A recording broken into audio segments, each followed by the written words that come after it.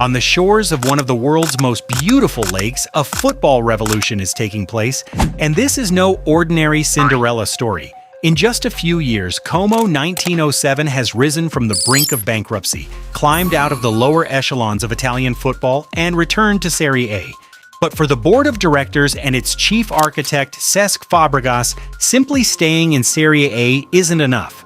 They have a vision that seems impossible to many, hearing the Champions League anthem played at the Stadio Giuseppe Sinigaglia. The question is, how can a newly promoted team disrupt the Italian giants' dominance and claw their way into Europe's most elite tournament? The answer isn't just money, it lies in spatial science, tactical intelligence, and a system that destroys the opponent's defenses. As a player, Fàbregas was a disciple of Pep Guardiola and Arsène Wenger. As a coach, he took the tiki-taka DNA but injected it with a deadly verticality.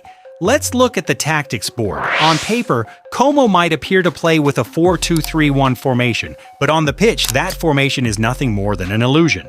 When building attacks from the back, Como transforms. One of the fullbacks will push forward, while the defensive midfielder drops back to collect the ball, creating a 3-2 formation at the back.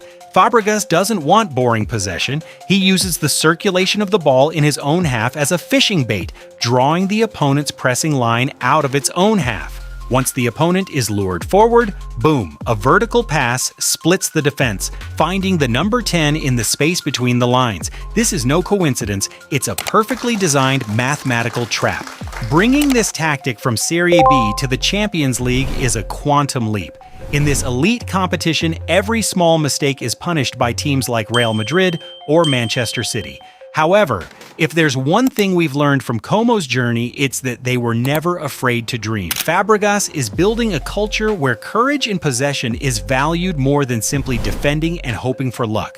Giuseppe Sinigaglia's magical European nights are no longer just the stuff of video game fantasy. With a system that breaks down opposing defenses and the mentality of a world champion in the dugout, Como 1907 is writing one of modern football's most incredible fairy tales. Can Fàbregas really lead Como to Champions League football next season? Time will tell. But one thing is for sure, his tactics have changed the way we view underdog teams. What do you think? Can this progressive style of play hold up against Europe's elite? Leave your thoughts in the comments. Don't forget to like and subscribe for more in-depth tactical analysis. See you in the next video.